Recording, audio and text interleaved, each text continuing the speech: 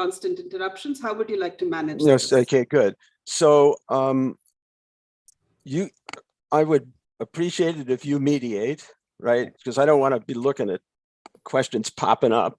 And you can then say, you know, people have asked this question and would like to know the answer. Give me,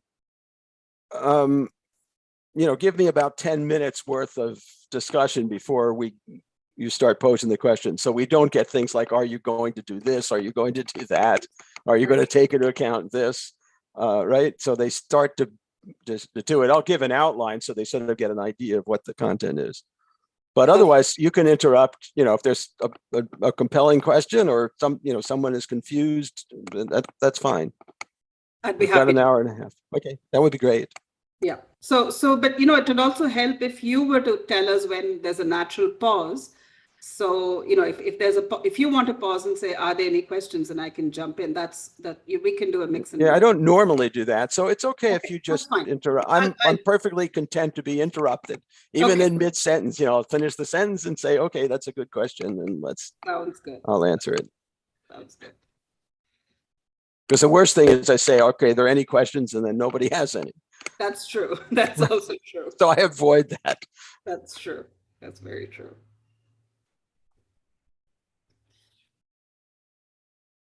So I see that some universities, including Cornell and Middlebury, have gone Shut back down. Yeah. And NYU is gone part way because they were about to do final exams, and they declared that all the final exams would be online. Not, nobody's sitting in offices. At Yale, everything's still normal. We just had a final exam where students sat in a room. But they've stopped all big gatherings, and the staff has gone home. The staff is operating remotely for the moment, and the term ends now. So basically, everyone's leaving in terms of students. So they don't have to shut down anything, even if they thought there might be. But there's no question there's been a big ramp up in the disease for some reason everywhere in the sports teams on university campuses. So it doesn't seem to be specific to just students. So it's a little bit scary. It is. It is indeed. It is indeed. No, we in India haven't, at least, Delhi University hasn't reopened. Okay. It never did. It never did. Okay. So faculty come in and maybe just hold, classes from their rooms. Right. But people like me, I've been operating almost entirely from home. So we had, So last year everything was operated remotely. Most people operated from home. I came in, I was about the only person to come into the office every day. There was nobody here during that time. It was kind of odd, but my home was just not a great place to do work or to give lectures. So I did that, but it was just to save since there was nobody here. Right. I met the janitorial staff, and that's about it. Right.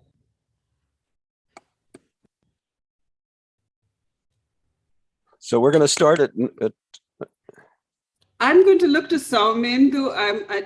It's kind of early. I'd like to wait a couple of minutes, Soumendra, but I'll let you take a call on when you think I ought to start, because I think we have about 25 people on right now.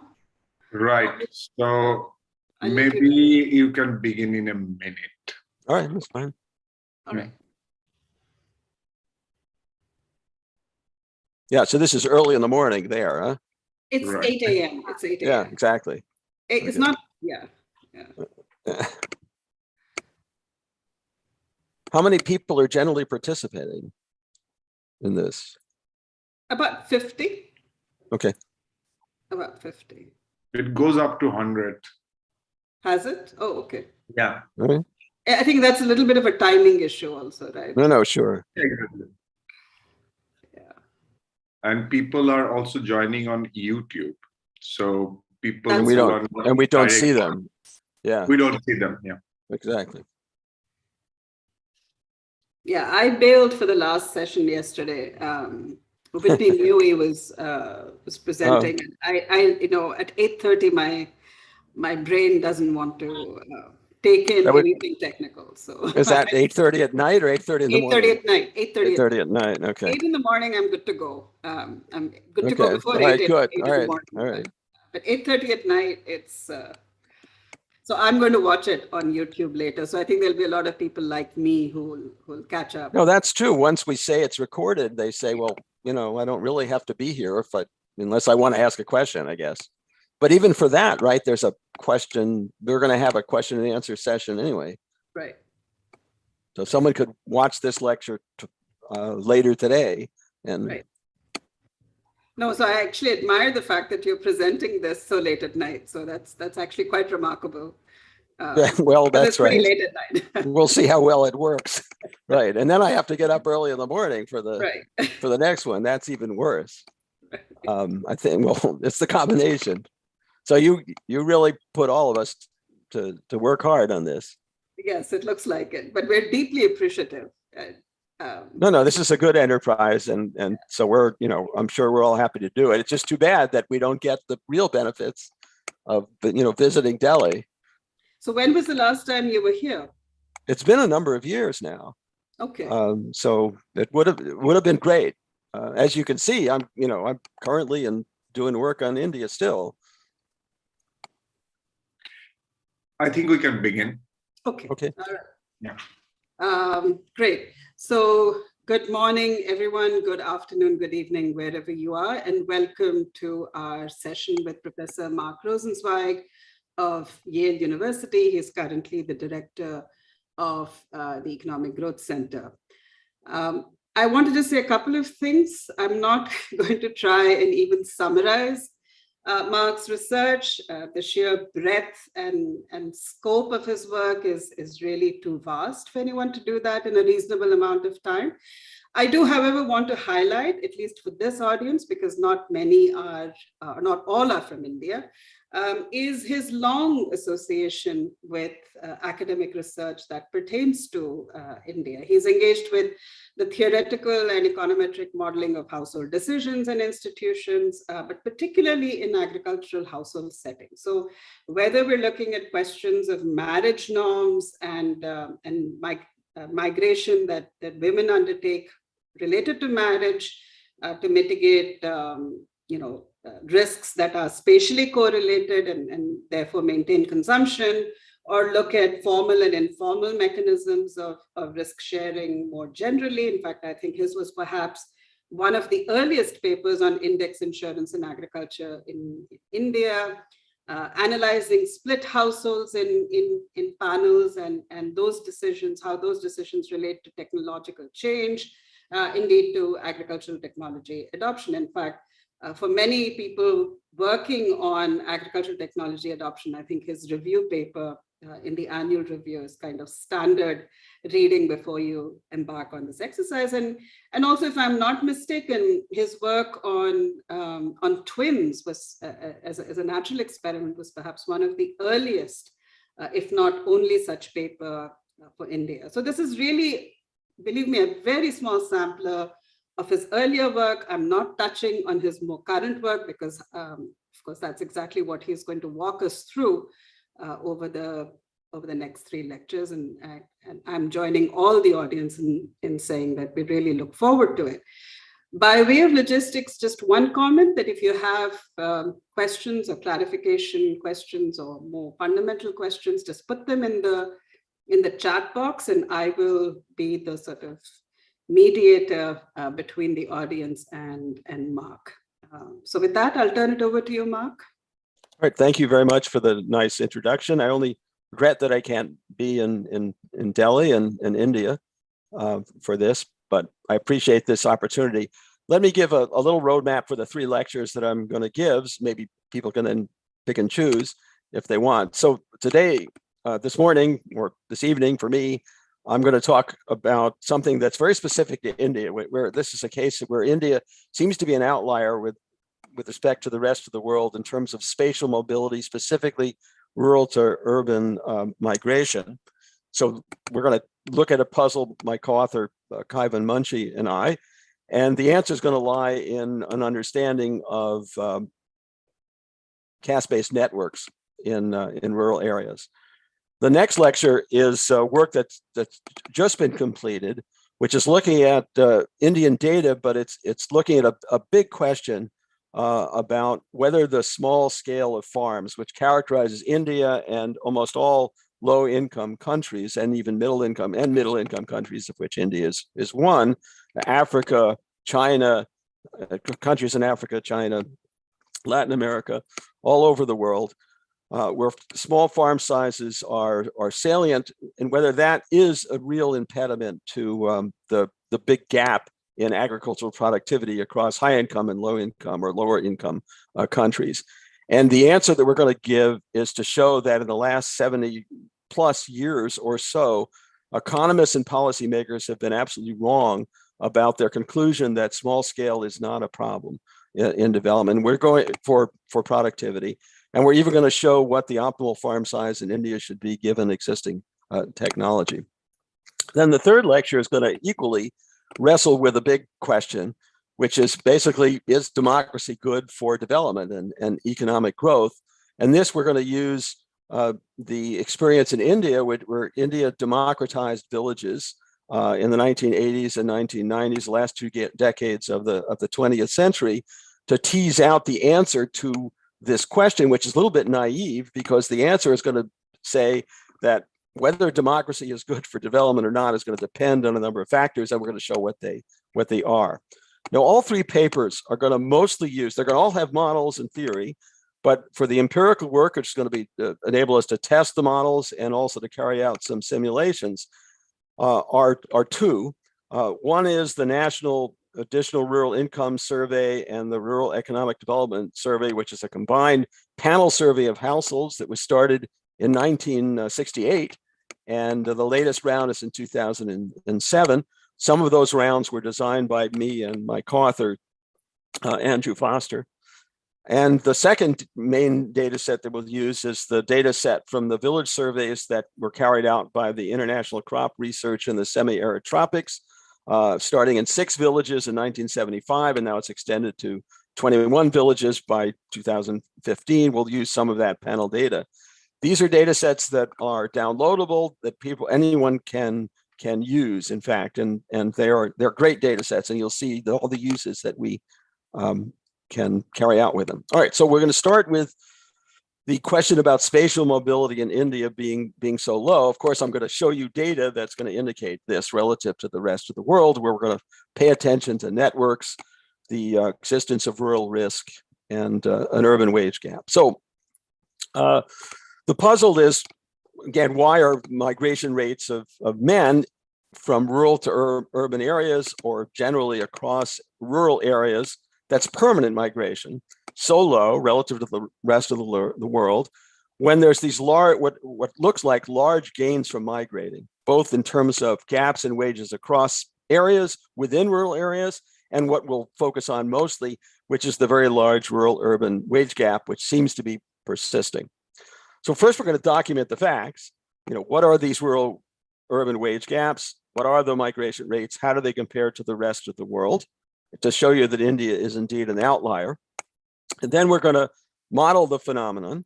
We're going to test the model, and we're going to carry out some policy simulations, because we're going to structurally estimate the model. And the key to this, the key to the answer, is going to be the success of Indian caste networks in smoothing consumption in rural areas. So what stands out in India in terms of institutions, in this case, informal institution, is the existence of these widely spread, salient caste networks that contribute to consumption smoothing in rural areas.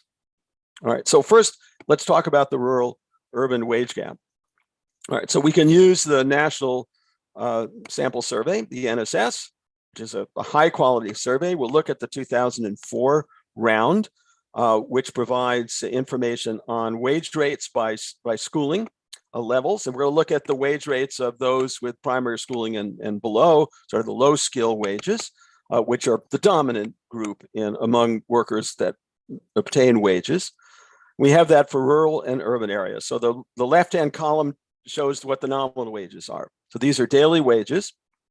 And you can see that if we take just the nominal wages, it looks like there's almost a 50% gain if the same low-skilled worker moves from a rural area to an urban area. That's an enormous gain. That's an enormous amount of income for people not to exploit. Well, of course, the first argument would be, well, the nominal wages are not the right element to look at. We need to adjust for the fact that the cost of living in urban areas is quite different. The National Social Survey provides us with the consumption.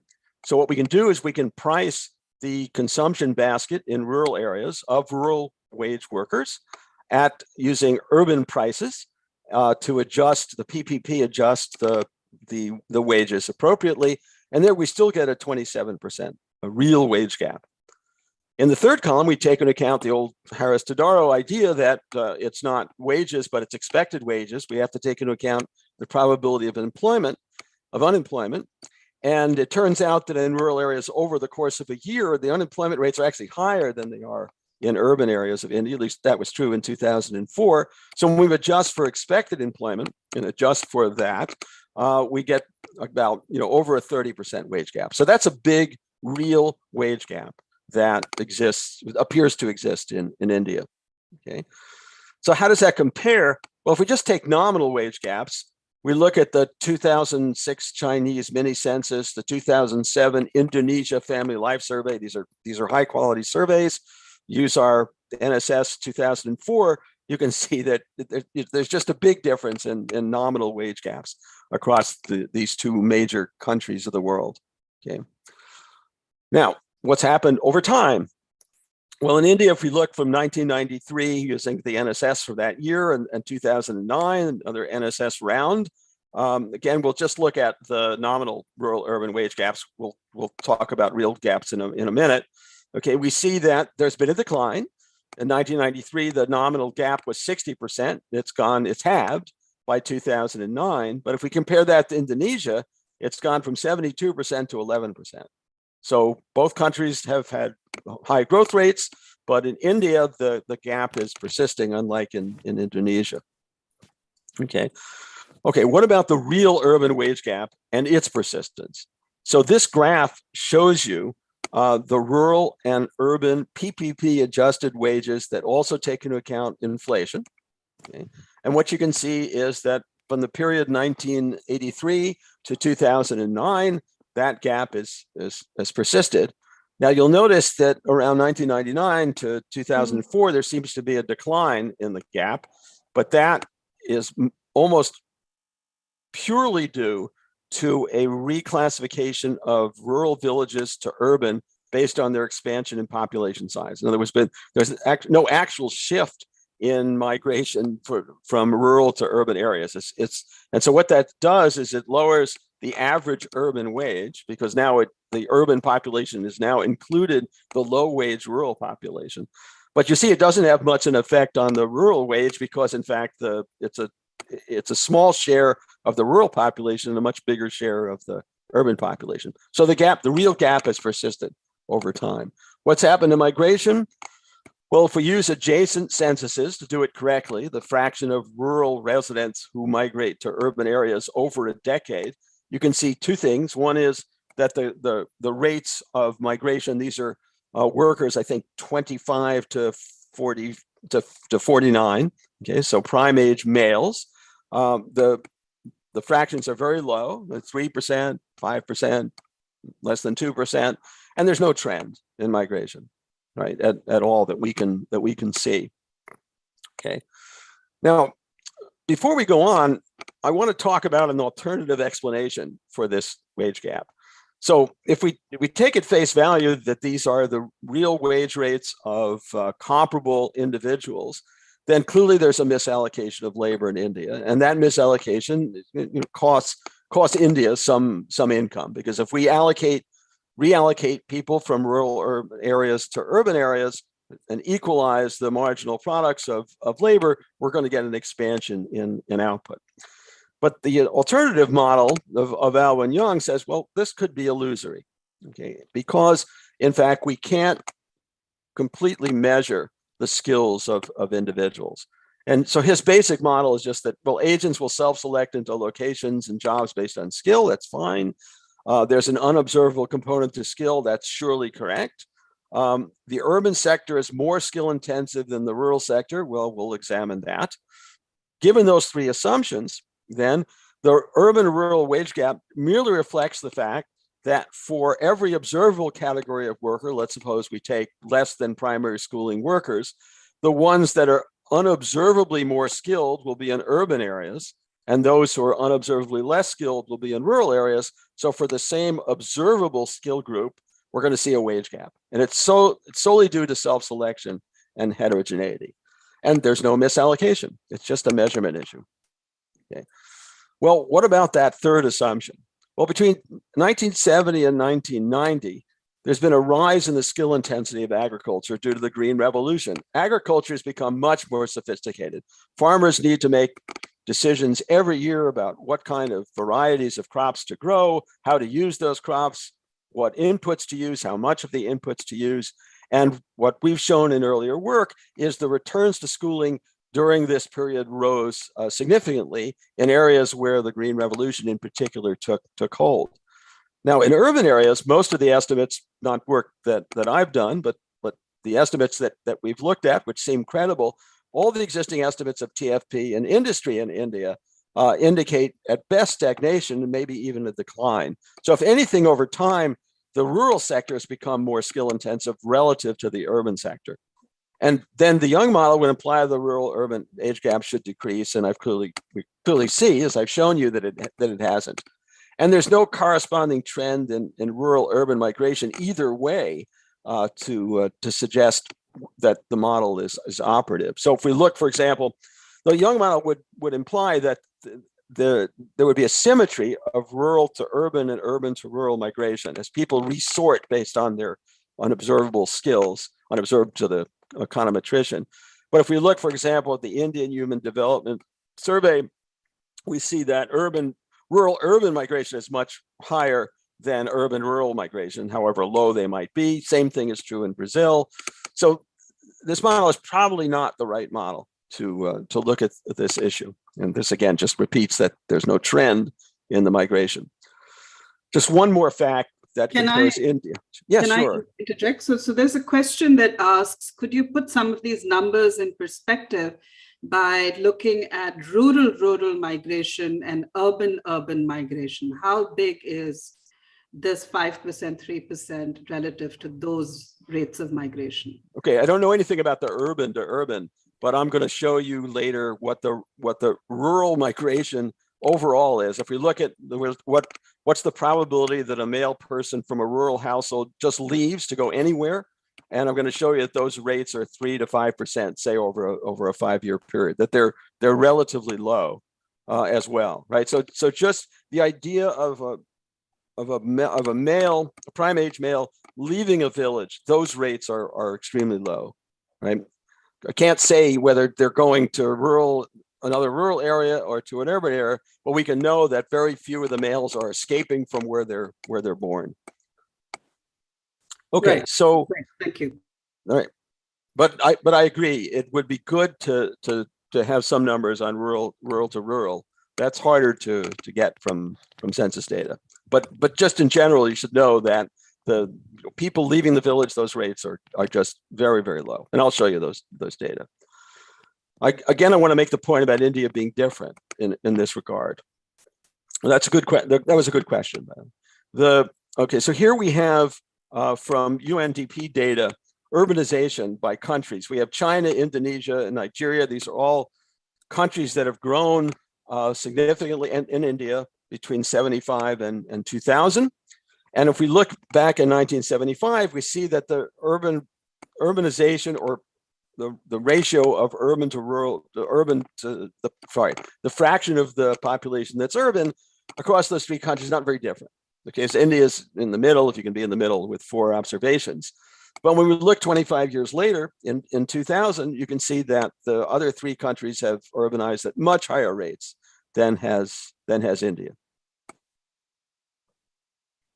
Okay, so this just sets up, here's the puzzle. High, persistent rural-urban wage gaps and low migration rates. Why haven't the rural Indian workers taken advantage of those differences? By the way, concomitantly with, what is the amount of rural to rural migration would be some metric of what the wage differences are across rural areas as well in real terms. And that also, I've not seen much evidence on that, but the little that I have seen, they're very large. And we see that in the temporary migration that's observed over time, which have very high rates in India. So it's not like persons in India are reluctant to move. High rates of temporary migration exist in India. Here we're talking about permanent migration, that people are just not taking up a household and moving permanently to another region of the country, and in particular, in this case, urban areas. Right. So the answer that we're going to focus on is that central to this is the combination of well-functioning rural insurance networks in India and the absence of formal insurance. Okay. And what we're going to propose is that these insurance networks are organized along caste lines, that people belong in castes, and in these castes, they provide a very high degree of ability to consumption smooth, in large part because the networks are organized in large spatial areas. Okay, so it might be that in some countries the networks are localized, but in where there's a high covariance of risks, as you might guess, since a lot of them are based on weather, having an insurance networks that spreads spatially is very important, and that's what we observe for the caste networks in rural areas, as I'll talk about. Okay, and the basic idea is that the commitment and information problems are going to be very important barriers for achieving adequate amount of risk sharing. Okay, and a household that sends a migrant from the rural village to an urban area and leaves the network makes it very difficult for other members of the network to deal with that household, since one, they won't fully see what the income of the household is because some of it's earned at a far distance. And secondly, that household has this alternative source of income, which means that its ability to consumption smooth outside of the network is higher, so its ability to commit to staying in the network is lessened, and therefore that person will be in jeopardy and not be able to facilitate the services of the network.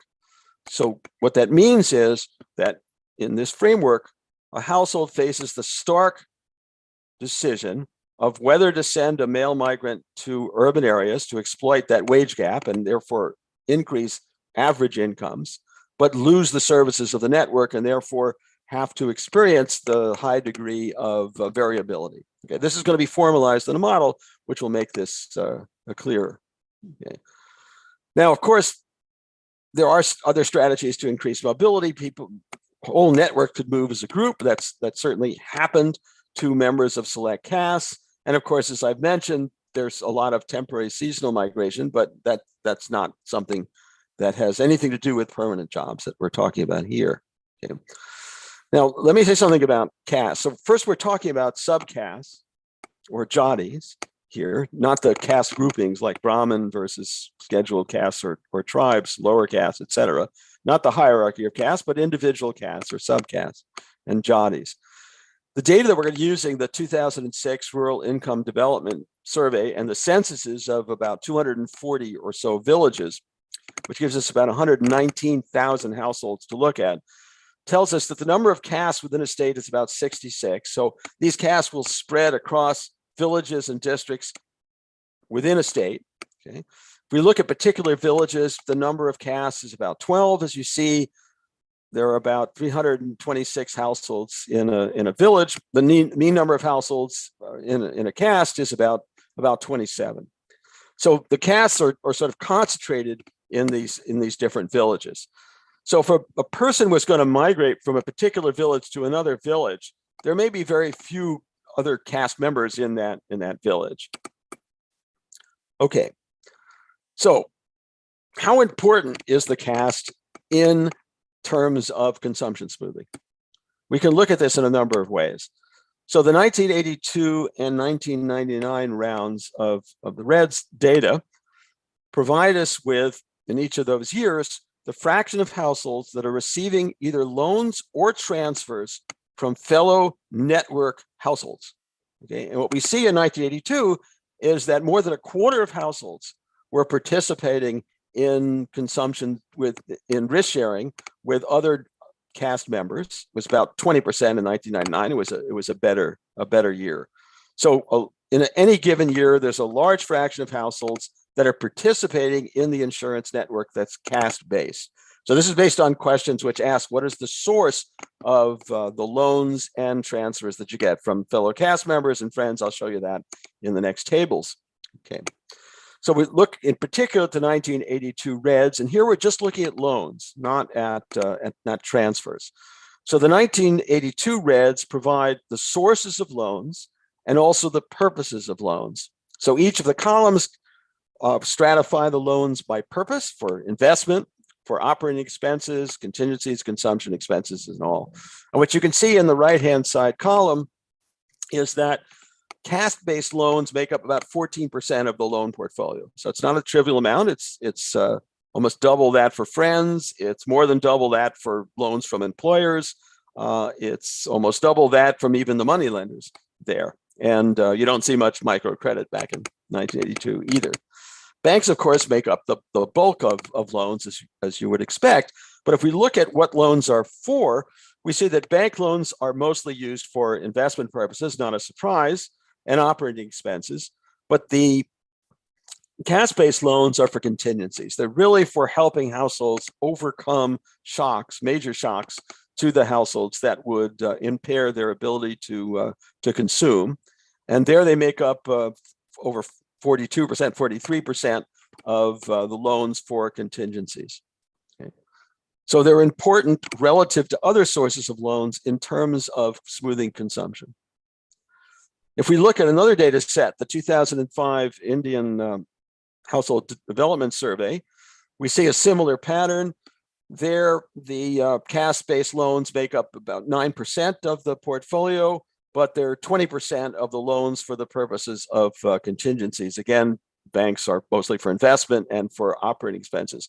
The major difference you might notice is that there's a much larger fraction of moneylender loans in the IHDS data set compared to the REDS data set. And that may be because they're not cross-classifying correctly. So it may be that the moneylender, first of all, the moneylender has to be a member of a caste. And to the extent that that moneylender is loaning to a fellow caste member, that should be characterized as a caste-based loan, not a moneylender loan, but that's not what they do. So it's a little unclear whether this is an underestimate of the fraction of loans that are truly caste-based. Okay. Now, loans from caste members are very different and much more desirable than loans from other sources. So, for example, almost no bank loans don't require interest payments, and more than 75% of bank loans require collateral. In contrast, caste loans have a large fraction that are without interest and don't require collateral. If we combine those two things, it's almost a fifth of caste loans have neither collateral requirements nor require interest. And that's not true for any bank loans at all. So these are desirable loans. And so not being able to participate in the network-based insurance is a loss for the household. The IHDS also characterizes caste loans as, in fact, loans that tend not to have interest. In fact, it's a larger fraction in that data set. Okay. So can I interject sure, again? Go ahead. Yeah. So the question asks, how does this sort of map onto networks outside of rural areas? In other words, are connections with people in urban areas covering other kinds of risks, or are these all intra rural area classifications? All right. So Kaivan Munshi and I actually have an article on urban caste networks using data from Mumbai. And what we see there is the major role for urban caste networks has been to provide referrals and to provide employment. That's because the incomes in urban areas are much less variable than they are in rural areas. And basically in rural areas, the prominent problem of rural incomes is their riskiness, is their fluctuations.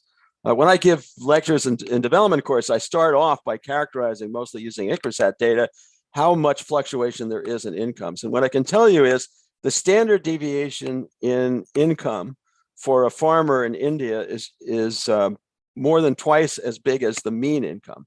The fluctuations are enormous. It's a big problem. This is way, way less than what you see in urban areas. And so there we see that the networks are alive and well. The fraction of people who that cross castes for marriage are even lower than they are in rural areas. You see what the rates are in rural areas. So people are staying within their networks in urban areas as well, but it's serving a very different purpose. And consumption smoothing is part of what they do, but it's just not as important a role as it is in rural areas because of the nature of income variability in rural areas. In some sense, should start this lecture with showing you some evidence on how much the fluctuations are. That second moment of income is a principal feature of the rural poor in agriculture, in all low-income countries. It's not just that incomes are low; they're also highly variable. Okay, So this, yeah. Sorry. Go ahead. A related question was, you mentioned that caste loans are for shocks, and the question asks if there are distinctions between aggregate versus idiosyncratic shocks. What is that distinction? Well, okay, sure. So the degree to which shocks are covariate and aggregate and idiosyncratic will depend on the coverage of the network. So, for example, to the extent that the network covered the entire country of India, right, then then almost all the income differences across people would be sort of idiosyncratic, and the aggregate income would be for the country. So the risk sharing that we're going to look at is going to be the standard risk sharing that's going to be the idiosyncratic risk. But the fact that the networks are spread over wide spatial areas means that a very large fraction of the income now is going to be idiosyncratic compared to aggregate. So, for example, in Townsend's first work on risk sharing, his pioneering study of risk sharing in rural India using the ICRSAT data from 75 to 84, he assumed that the network was the village. Okay. Now, in a village, the covariate component of risk has got to be gigantic compared to the idiosyncratic risk. But when you take into account that the network is spread across many villages across the state, then you could have everyone in the village experiencing the same shock, but all the different villages will experience different shocks. So what's an aggregate shock for a village-based network is going to be an idiosyncratic shock for a network that's based across different villages. So yes, it's going to be that risk sharing can only carry out risk sharing of idiosyncratic shocks, but they're going to be a much larger component because of the spatial nature of these networks. All right, so the next point is that despite the fact that there's been income growth in India in the period, say, from 1950 to the end of the 20th century, particularly in the last 2 decades, you can see from the data that we have on about 60,000 marriages over time from the REDS data that there's been no change in this metric of the breakdown of rural networks. So the way these networks are going to be destroyed is people are going to start marrying across the different castes, but that's not what's going on. And just to characterize income growth, over the period 70 to 2004, there's been almost a 3-fold increase in real wages in these areas. And if we look at 70 to 99, just no change in the salience of and persistence of castes in these areas. All right. So we have the idea. Now we want to formally test the idea. And you can see there's a real challenge here because basically everyone in rural India is a member of a network. So we can't do the simple thing of, do we see that people who are not networked are much more likely to migrate? Well, everyone's networked, okay? So what we're going to do is model the caste networks. And from that model, we're going to be able to identify which households benefit more or less from being in the networks, from enjoying the caste-based insurance, okay? So we're going to have implications for which members of the network are much more likely to migrate compared to others. That's the kind of test we're going to establish. All right, so I'm now going to talk about the model, which will make clear what I've said informally. We're going to test the model, and then we're going to actually estimate the model structurally, and then carry out some simulations of the model. All right, so this model is going to be a little bit different from the standard model of risk sharing in the literature. That literature is concerned with ex post risk sharing, of course, but it takes the size of the network and the income sharing rule is given. In our case, we're going to make whether you're in the network a choice. We're going to make the size of the network endogenous. And so in order to derive the relationship between networks and permanent migration, we have to derive a rule for what determines participation in the network, and as well, what determines the sharing rule in that network. Okay. And to do that, though, we're going to have to make another assumption, which is that people who are in the network or choose to be in the network, for those people, risk sharing is perfect. So we're not going to worry about imperfect commitment. We're just going to talk about, are you going to join a network? And if you do, we're going to assume that the risk sharing can be maintained ex post in a perfect way. Okay. And of course, that's an assumption that's closer to reality than the assumption that there's no risk sharing, right? That all of the informal tests of risk sharing show there's a high degree of risk sharing. Indeed, it may not be perfect, but it's indeed very high. All right. So the decision-making unit is the household. The household consists of multiple earners. Okay. The income the household derives is from rural sources, so it has this high variability. This is idiosyncratic variation across the households. They vary, the shocks vary independently over time and across households for simplicity. Okay. And in addition, there's a job opportunity, a wage offer that arrives from the city. And the key decision is whether to send a male person to the city to exploit that presumably higher wage, or a wage that might be higher. Okay. So in this community-based network, risk sharing is possible because there's social sanctions. And the key social sanction here is that if you don't participate in the network appropriately, you'll be excluded from the network. That's the sanction. And if you're excluded from the network, you're going to lose this insurance that the network is providing.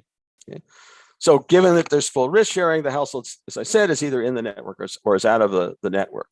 And as I've also mentioned, but I'll just repeat, the basic idea is that households with migrants can't commit to reciprocating because all the other households know that the household has this alternative source of income, which makes the punishment, the sanction of reneging much less vulnerable. So they're much more likely, therefore, to renege on a commitment. Okay, plus the private information problem. All right, so here's the mechanics of the model. So first, we're going to assume the households have logarithmic preferences. Logarithmic preferences are nice because for two reasons. One is there's diminishing marginal utility, which we all think is a reasonable property of utility functions. And the second, because we're going to structurally estimate the model, another attribute of the logarithmic utility is there are no parameters to estimate. So we could have other parameters of the model, but this one less parameter to estimate. So we'd have to worry about a risk aversion parameter, for example. Okay, and it's well known that with logarithmic preferences, the expected utility of consumption can be written as the log of mean consumption M minus 1/2 of normalized risk, which is simply the variance of consumption divided by the square of the mean. Okay.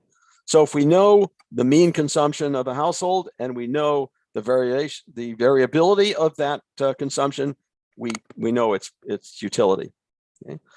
Now, with full risk sharing, it's also well known with log preferences, each household's consumption, assuming all households are the same, which we'll relax in a few minutes, is going to be a fixed fraction of total income, whatever the state of nature is going to be. And then we're going to relax that assumption. We're going to have K different income classes, and we'll derive the rules within each of those classes. All right. So here's the participation decision for a household, deciding whether to send a male member of the household to the city to consume more based on the higher wage. Right? So on the left-hand side, we have what utility is in rural areas, which is going to be the log of mean consumption within the network. So I stands for being in the insurance network, and VI is the variability of consumption in the insurance network. Now, MA is the mean of consumption for the uninsured household, which is what will be the case if the household sends a member to the city. And VA is the concomitant variability in income in the rural area. And the two other terms on the right-hand side, which is the utility of having a migrant in the household, is beta and epsilon. So epsilon is the gain to the household's consumption from the wage offer. And beta reflects the fact that it's very possible that the variability in overall consumption of the household could be reduced by having a member of the household in urban areas, because the covariance between the income of the migrant and that of the household could be lower. And so that could facilitate consumption smoothing by itself.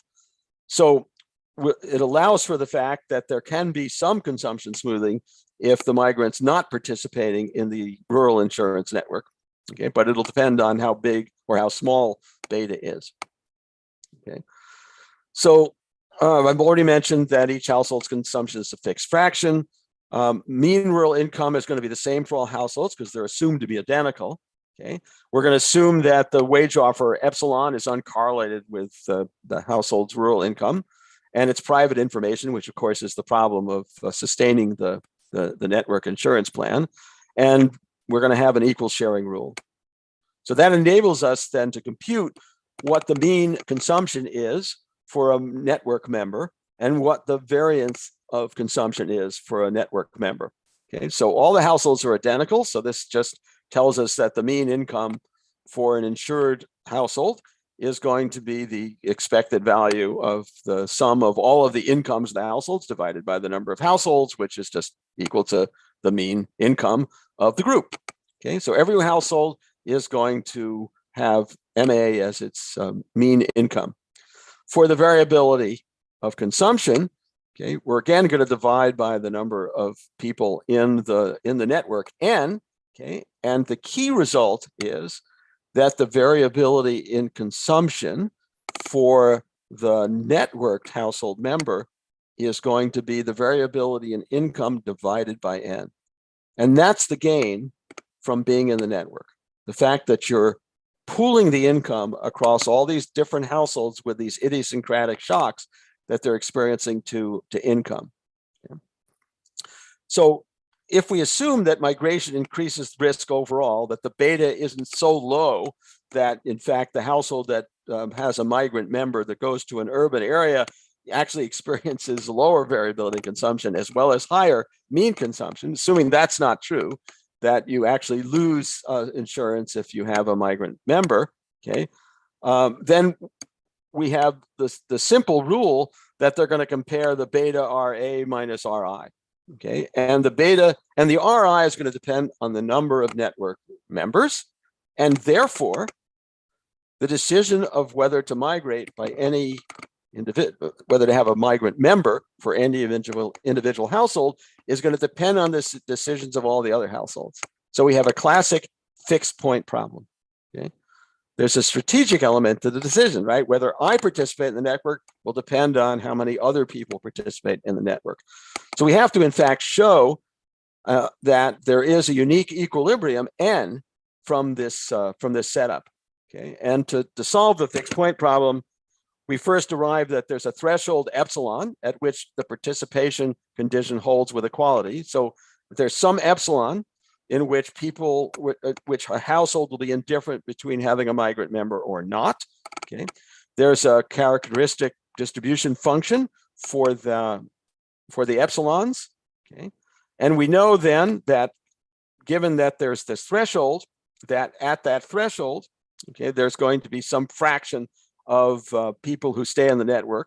So that's N is the number of households who are in the network, and P is the total number of households, say in the area, or in the potentially can be in the network, which is not the village, but let's suppose it's the state who are in members of the caste, but not members of the network of the caste. Okay, so we know that that fraction is going to depend on the comparison of the mean and the R index between rural and urban areas. We know exactly what that looks like, and we can see then that at the threshold, okay, where this is true, this interior function is going to be a function of N. Okay, so that's where we have to solve for the N for which this is true. And it turns out to do that, we have to make some assumptions about the distribution of epsilon, which are pretty innocuous.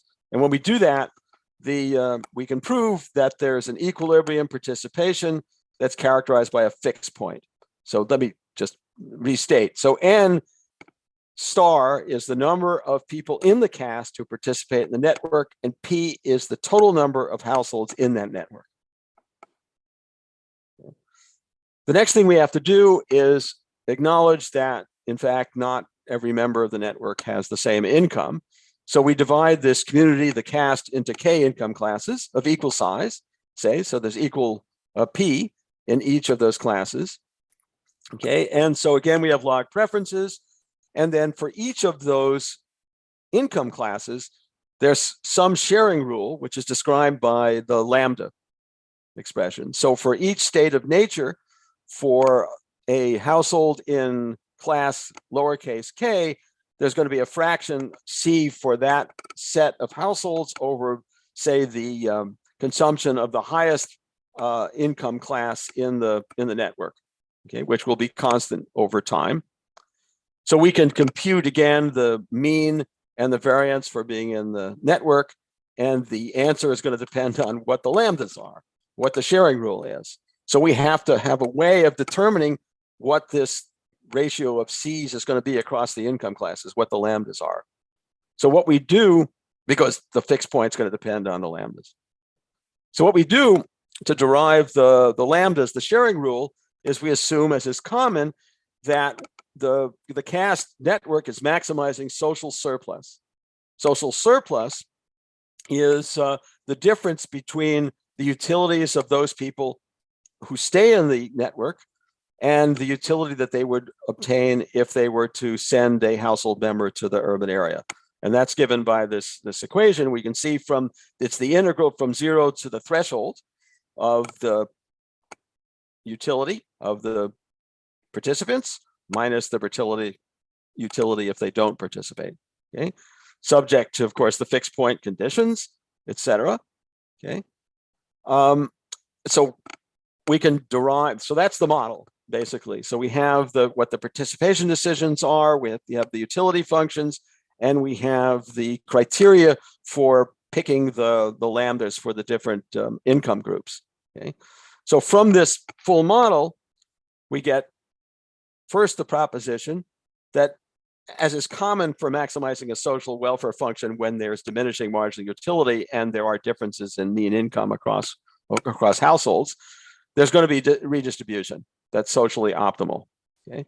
Now that immediately tells us that since there's redistribution from the wealthy to the less wealthy, that the wealthy are going to have a higher probability of sending a migrant to the city since there's basically a tax on them by participating in the network. Well, there's a a subsidy to the lower income members from staying in the network. Okay. Now that implication is not unique to this model, as I said. The second proposition is that households face greater rural income risks are less likely to have migrant members. Now, this is the one that almost sounds counterintuitive. You would think that if rural risk increases, people would flee to urban areas, which I've argued have in fact less risk. But in fact, this model says it's the opposite. If a household faces greater rural risk, its gains from remaining in the insurance network are higher. This is going to slightly alter then the redistribution. So the safe households, the households that face higher rural risk, are actually going to be taxed a little bit more. So the redistribution rule is a little bit more nuanced in this model than in standard models because of the fixed point issues. Okay, so basically there are three testable predictions.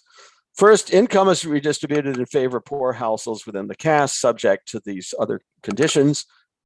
Secondly, relatively wealthy households should be more likely to have migrant members. And third, households facing greater rural income risk who benefit more from being in the network are less likely to have migrant members. Now, notice that any one of those implications might be a prediction of some other model. Okay? So what we argue is there are not many, if any, alternative models that provide all three predictions at once. Okay, so as I said, there's certainly models that yield the idea that there's going to be redistribution. And there's certainly models that say that wealthier households might be more likely to migrate, maybe because they have more access to financing that migration. Okay, the rural income risk one that shows that migration is going to be less with higher rural risk is a little bit harder to generate without a network model. Okay, so this is just saying what I've just said, that you could come up with ideas to explain each one of those implications, perhaps, but not all three at once. And just to make this idea clearer, let's take the effect of rural risk on migration in a model without networks. We'll have exactly the same utility function. We'll have exactly the same decision rule, that households are going to compare their utility in rural areas to their utility if they send a migrant to the city. Now, there's no loss in insurance because there is no insurance now in this model. Okay, so if beta were less than 1, so you actually get some insurance by having an urban member of the household, everyone would leave, right? You not only get the epsilon gain, but you also get more consumption smoothing, right? So that model alone is obviously wrong. Okay, so let's posit there's a fixed migration cost. This is why people are not just going to flee to the city. It's costly to do that. So given there's a migration cost K, then we could posit there's some threshold epsilon star above which households will send migrants to the city. So there's some threshold wage offer at which, given the costs of migrating, households will leave. So we can solve for what that epsilon is, and we can see that epsilon is going to be lower the higher is R, meaning that more people will migrate, the higher is risk in the rural areas, which is, of course, the opposite of what the network-based model says. All right, so let's move on to Mark, testing the model. Yes, go ahead. Before you move on to testing the predictions, yep.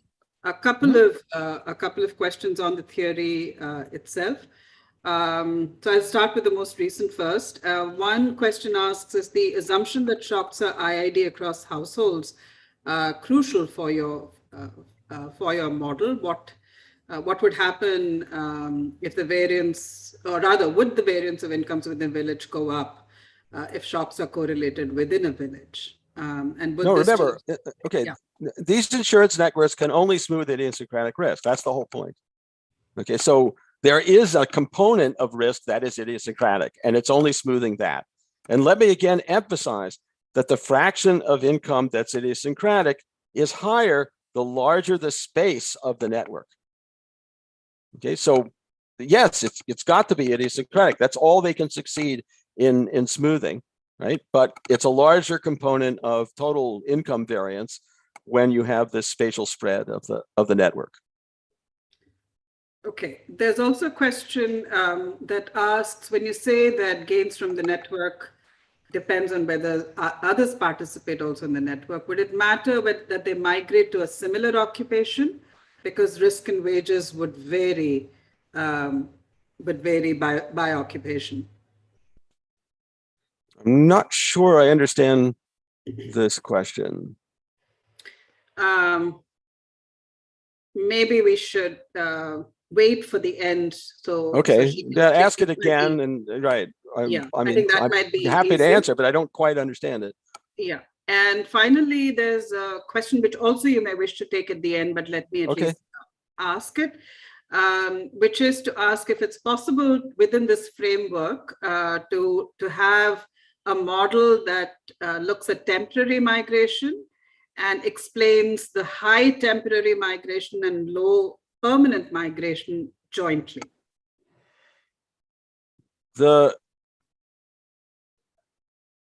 So my student, Melody Morton, has written an article that came out in the Journal of Political Economy on network-based temporary migration. And that essentially extends these models of network risk sharing to include temporary migration. So it's not just about transfers, it's also about temporary migration. And she uses ICRSAT data and shows that, in fact, permanent migration is going to be low for the reasons that this model says, but it's not inconsistent with there being temporary migration.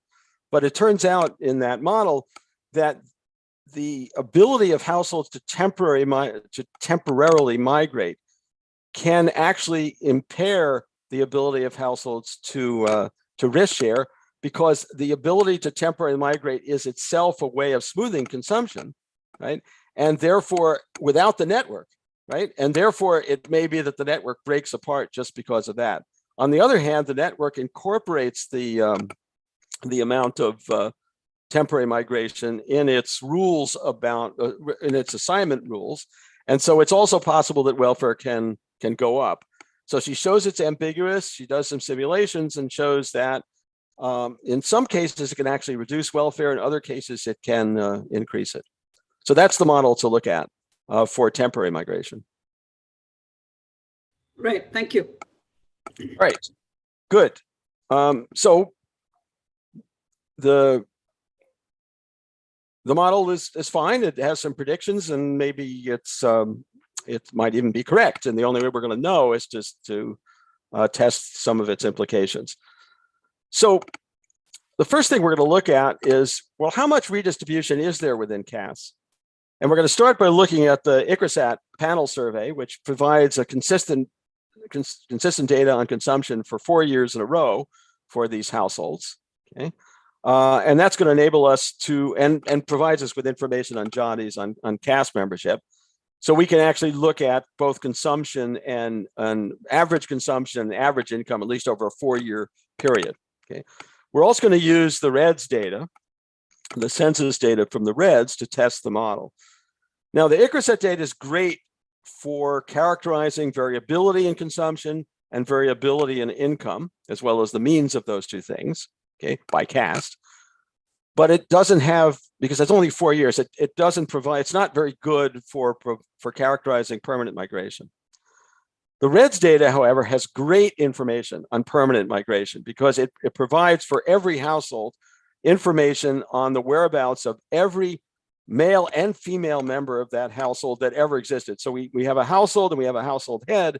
We know about the where they are at the current time. So we know not only who has left the village among the men and the women, but when they left. Okay. In addition, we also know who they married and who they didn't marry. And I talked about the data for that earlier.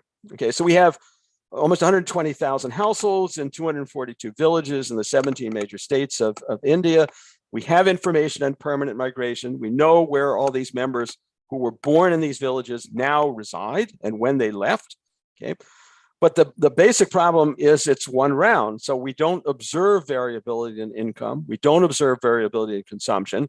And 1 year's worth of income information hardly characterizes their average income, their permanent income. So what we're going to do is we're going to impute average income and average consumption and variability in consumption and variability in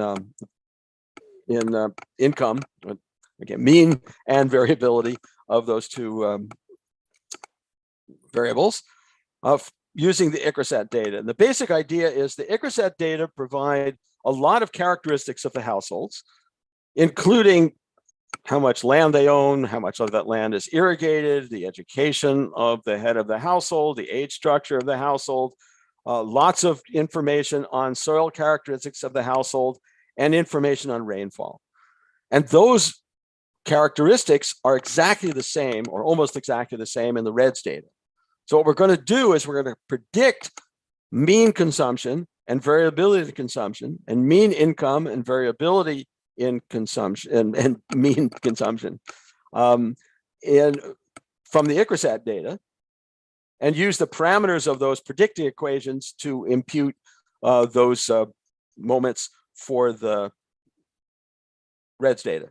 Okay, but before we do that, let's just look at the ICRSAT data where we have the information we need to look at the degree to which there's redistribution. And the amount of redistribution is enormous.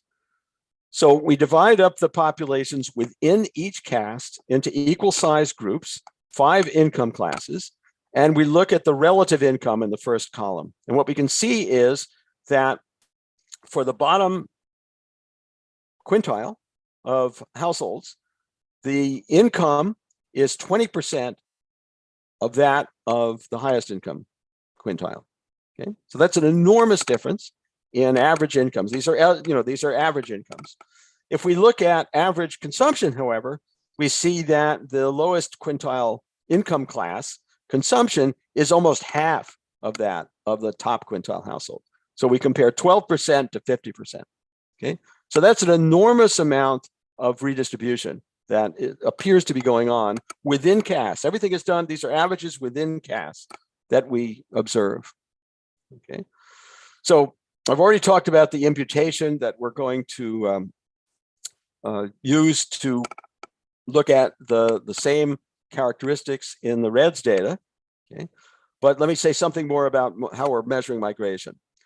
So based on the information in the 2006 round on where all the male relatives of the head are currently residing and when they left the village, okay, we can characterize the fraction of people or the probability that a male member, adult male member of the household who existed 5 years ago left the village.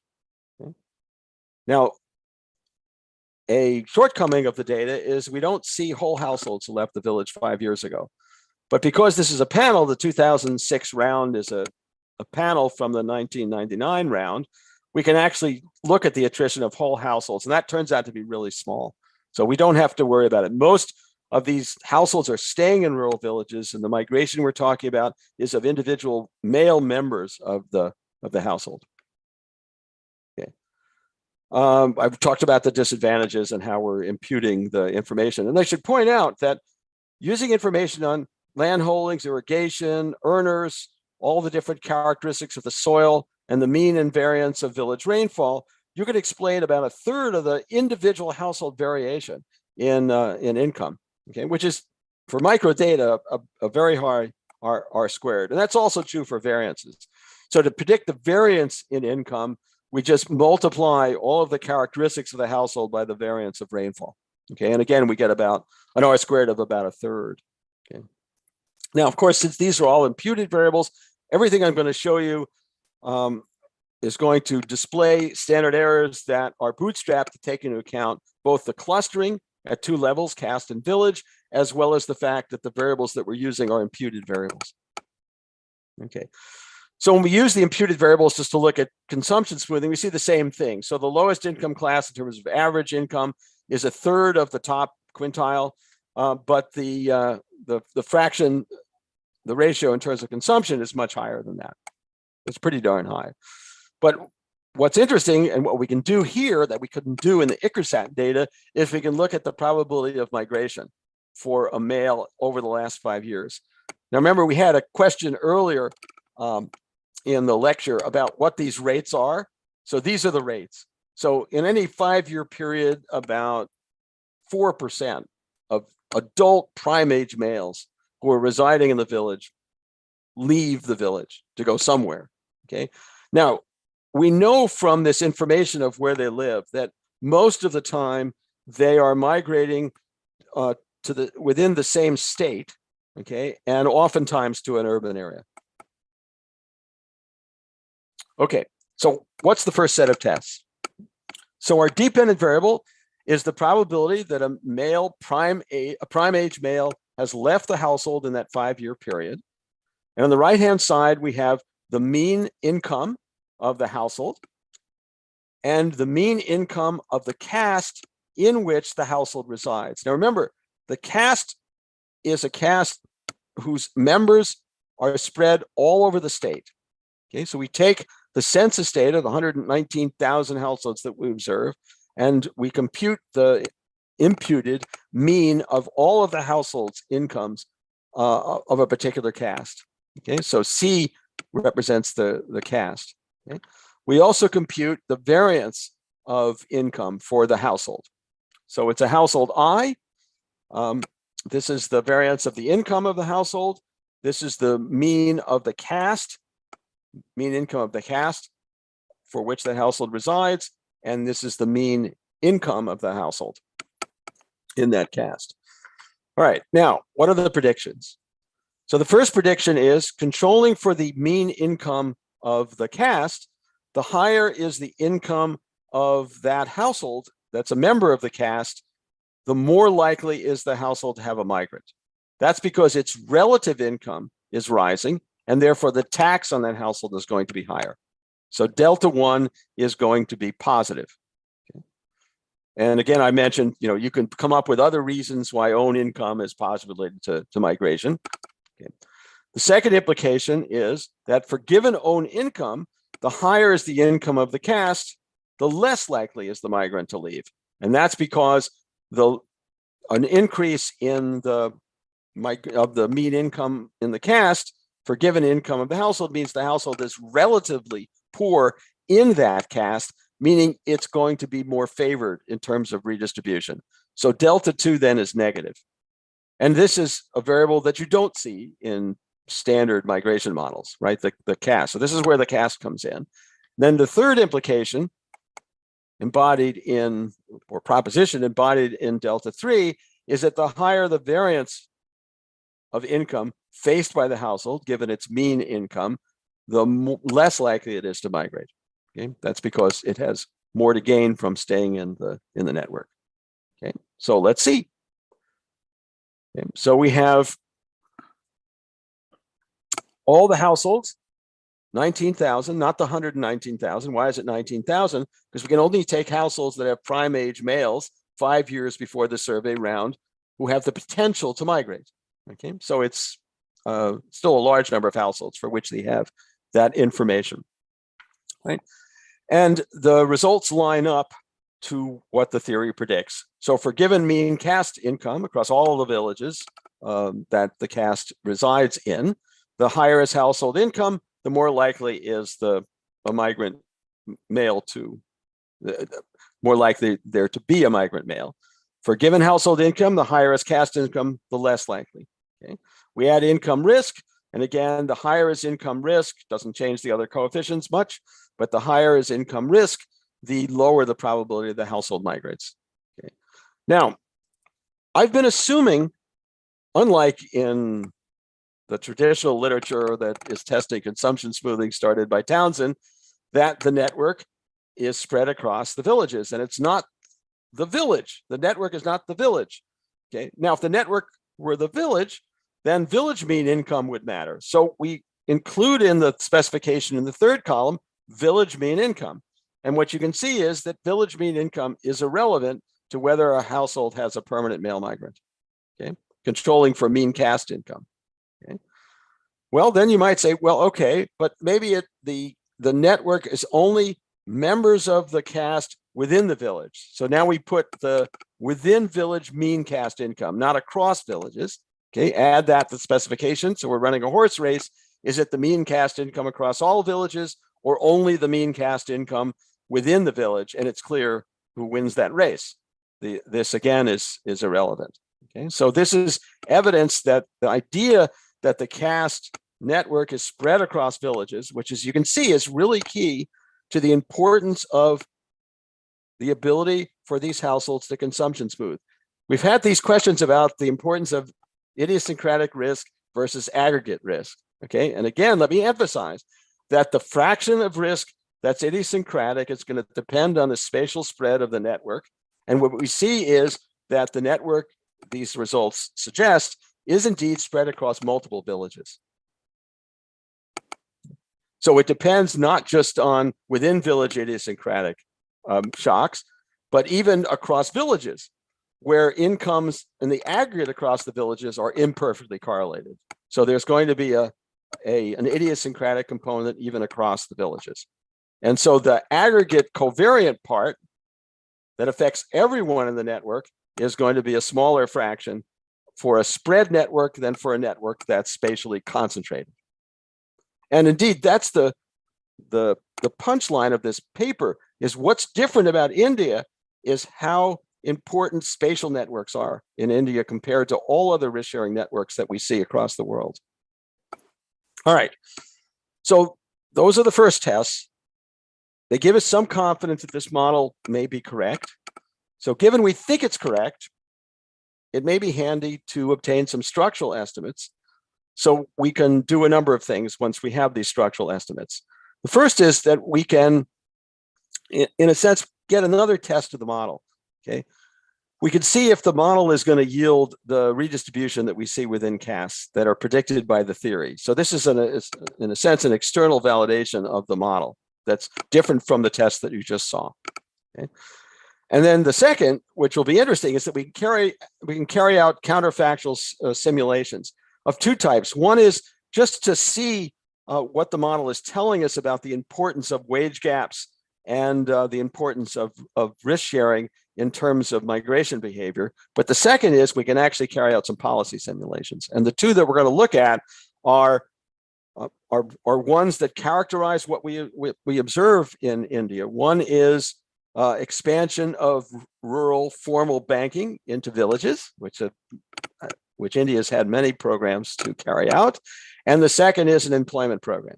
Okay, so we'll see what happens to migration from those two, permanent migration from those two kinds of interventions. All right, so how do we carry out the structural estimates of the model? So there are two exogenous variables in the model that households face: exogenous mean income and variability in income. And we know what they are, right? We can compute those from the data. Okay, we've got 100 castes in which to carry out the model. So we can construct for each of the castes J the mean income for each of the income classes. We're going to have the 5 income classes, and the R, which is basically the variance in income for each of the income classes. All right. So just to give some heuristics about how you estimate this model, right? So suppose we know what beta is. Remember, beta is the sort of risk reduction that accompanies migration to urban areas.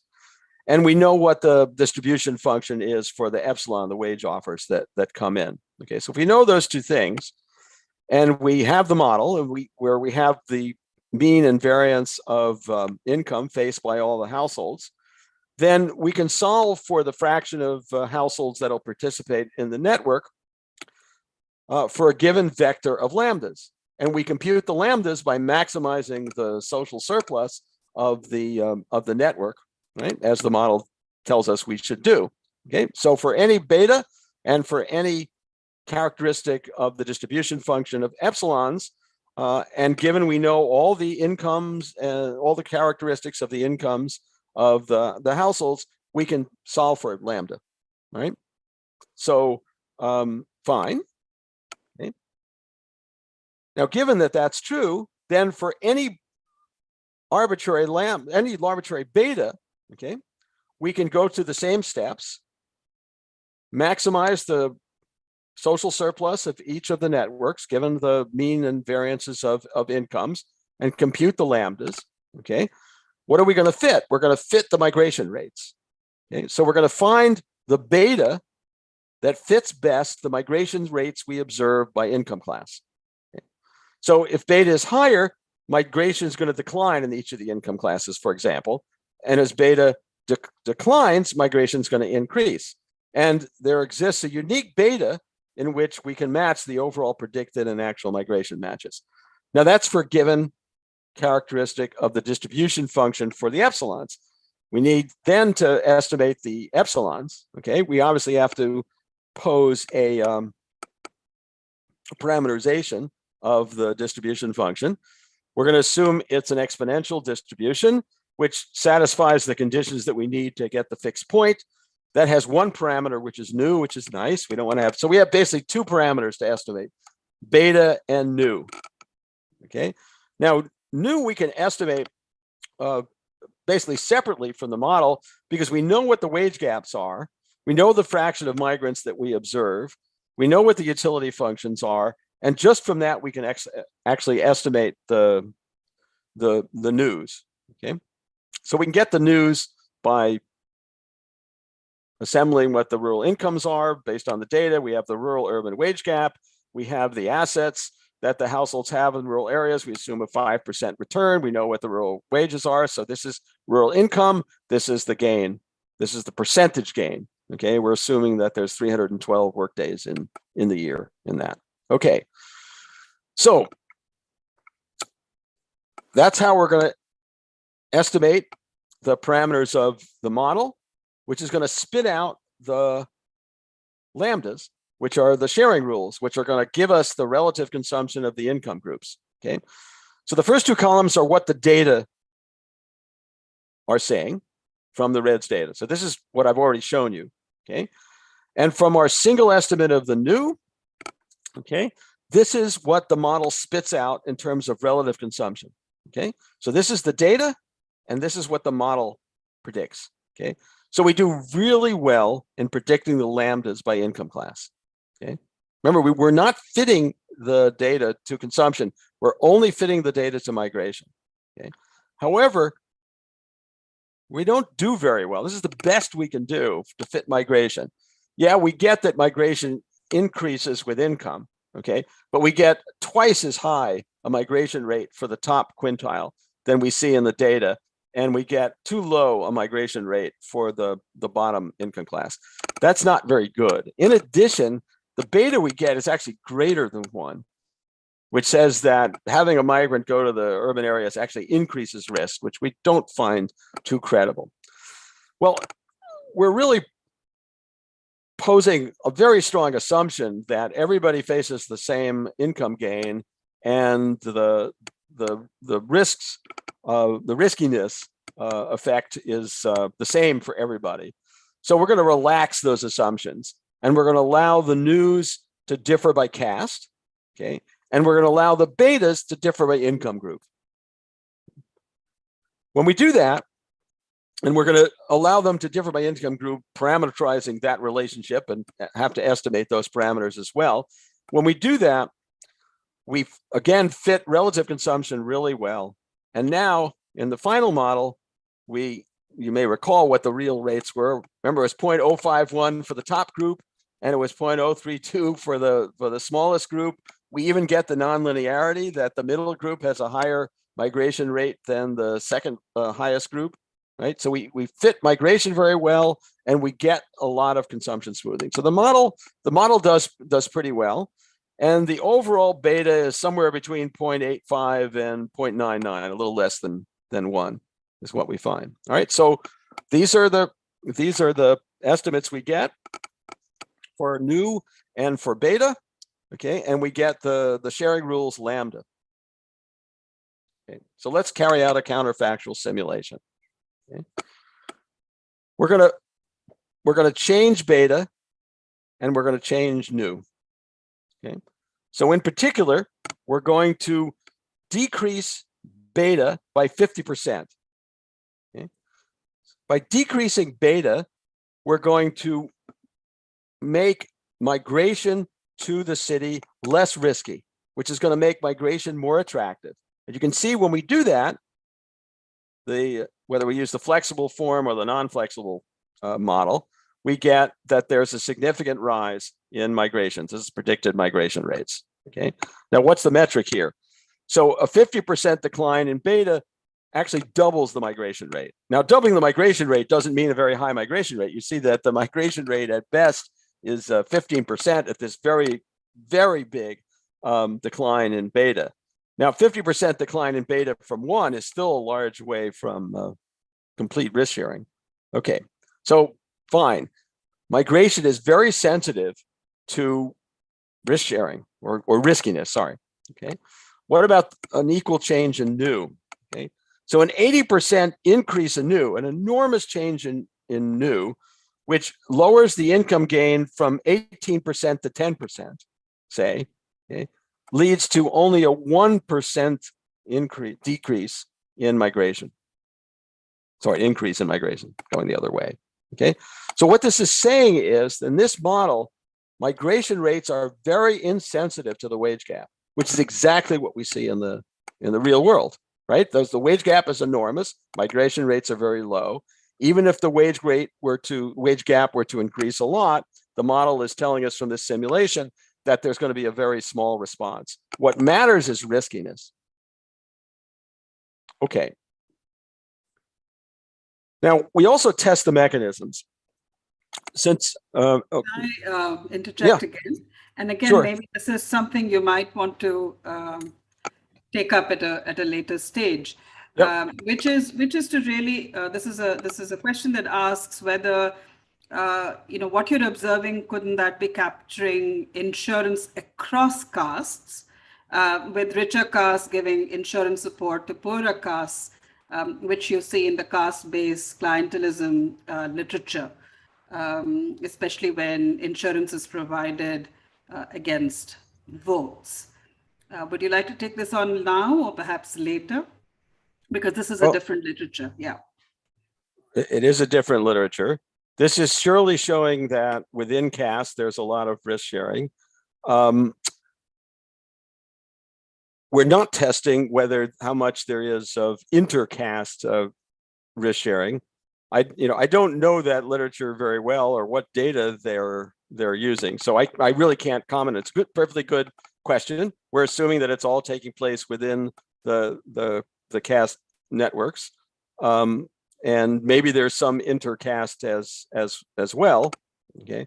But in general, most of the characterization of the caste system, most of the criticism of the caste network of castes in India is about how little interaction there is between castes, right? That the barriers that exist between interactions between different caste members results in misallocation. We have studies that clearly show, for example, that a person who's a member of a different caste won't share the water, won't sell his water to a member of another caste. Okay, so the dominant literature that I observe is that there's too little intercaste interaction, and that's a major problem for India. What this is showing is that the fact that there's little interaction between castes is a reason for the strength of the castes in terms of insurance networks. Because if you could easily get income from another caste, then losing your caste services are going to be less costly, right? So in a sense, this model rests on the idea that being shunned by your caste is a very grim outcome because no other caste is going to help you out. Okay, so it's an assumption that seems consistent to us with what the general literature says about castes not interacting with each other. Now, if there's this other literature that suggests that these interactions are more than people have characterized, then I'd certainly be interested in looking at it. But I do want to emphasize that the fact that castes do not interact with each other is one of the reasons risk sharing and consumption smoothing can be so successful within the caste. So it's an important characteristic for this model.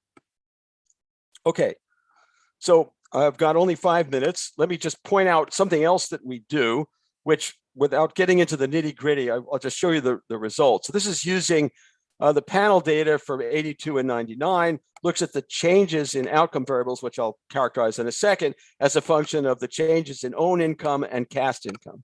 Okay, and the basic idea is to see whether it's true that households that are more likely to migrate do in fact lose network services and in fact are more likely to change castes, that is to marry outside their caste.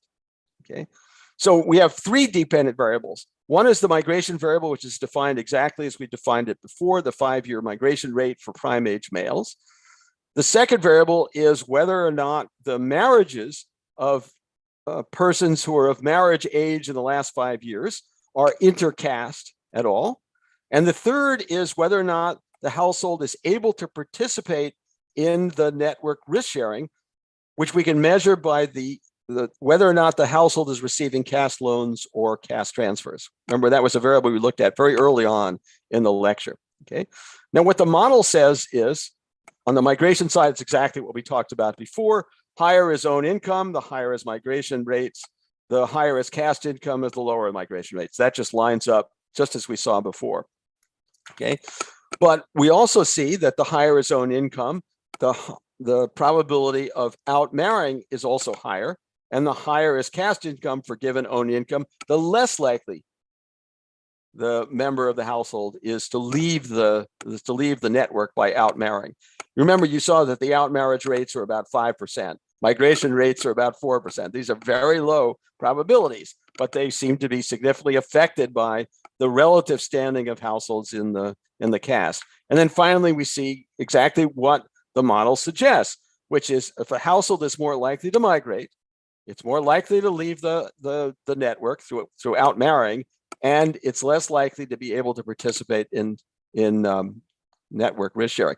So this latter one, I think, speaks to that last question, right? This would not be true if people were able to get loans and transfers from people who are not in their caste. This is saying that if the household leaves the caste, it's less likely to be getting loans. And if it migrates, it's less likely to be getting loans, which would not be the case if other networks could contribute. It suggests that. All right. So before I conclude, let me do one more policy experiment with the structural estimates. Okay. So I mentioned provision of credit through banking. So we saw from the information on the characteristics of loans that bank loans are loans for the wealthy. Bank loans require collateral, and the most useful collateral is land. And so wealthier households with larger land holdings are the beneficiaries of banking. Okay, so if we think of the introduction of banking, the penetration of bank branches into villages, the beneficiaries are going to be the wealthier class. So in our simulation, we're going to simulate banking by allowing the beta to decrease for the wealthier households, for the top two income groups. Okay, and then we're going to look at the safety net for poor households, like in Rega. We're going to assume there's an intervention that reduces beta for the bottom two quintiles. Okay, so let's look at that. All right, so we're looking at the percent decrease in beta for the third, fourth, and fifth absolute income classes. In fact, we're looking at just the top three income classes benefiting. So it's not even that elite. Okay, so what do we expect to see? Well, the model tells us that because we've reduced the risk now of outside of the network, so that you can get a loan, at least for the top groups, the highest classes are more likely to migrate out. And that's what this shows. So as beta is declining, this is the reduction in beta, okay? Migration is increasing in the top classes. Now, because the top classes are exiting, the amount of income that's available to redistribute goes down. And so we see concomitantly with the increase in the migration of the top classes, a reduction in lambda for the lowest classes. Okay, so migration increases for the top classes because of they're the beneficiaries of these bank loans. And as a consequence, the poorer members of the caste are actually worse off. Okay, and if beta decreases sufficiently such that the rates of outmigration for the highest class households is sufficiently high, then the lowest class households will start to migrate. But notice the migration of the lowest classes is pretty insensitive, right? Because they're always getting so much redistribution from whatever network they're in. Okay. So without a network model, you wouldn't realize that just providing bank loans to the wealthy households obviously increases inequality, but it increases inequality more than you would have thought of when you take into account the redistribution that's going on, because it impairs that redistribution that's naturally going on in the informal networks. Okay. It does increase mobility, which is a good thing in terms of the efficiency and misallocation, but it has adverse effects on income distribution.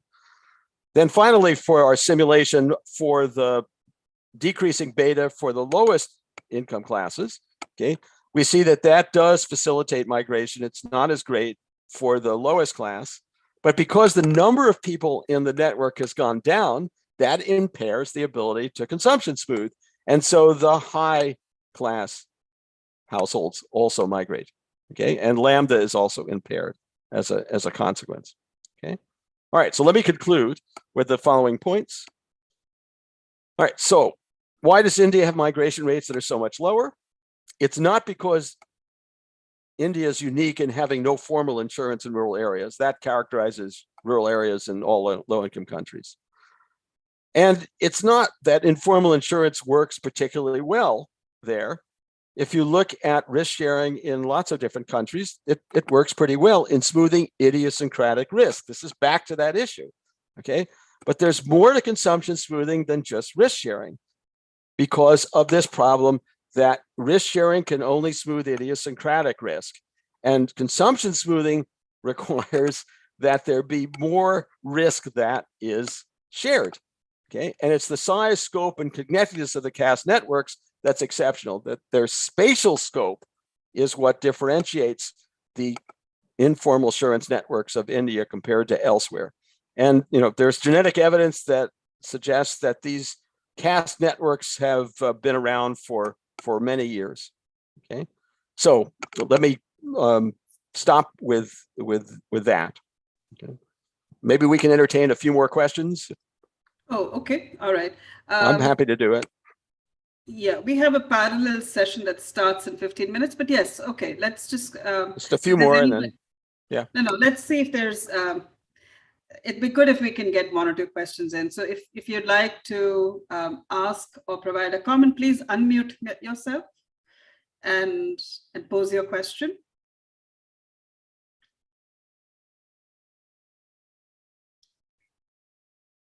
Okay, I think all the important questions got asked. Okay, all right, let's hope so. So all I wanted to say is that if you felt you needed more time for a detailed answer, there is a breakout session that Mark will be involved with, which should be at 10:30 p.m. Indian time today. And I also then want to just thank Mark for a really lucid presentation and to remind everybody that his next talk begins at 6:30 p.m. India time and 8 a.m. Eastern time. So with that, I think I will close this session, let Mark get a good night's sleep, well-deserved, and thank you once again.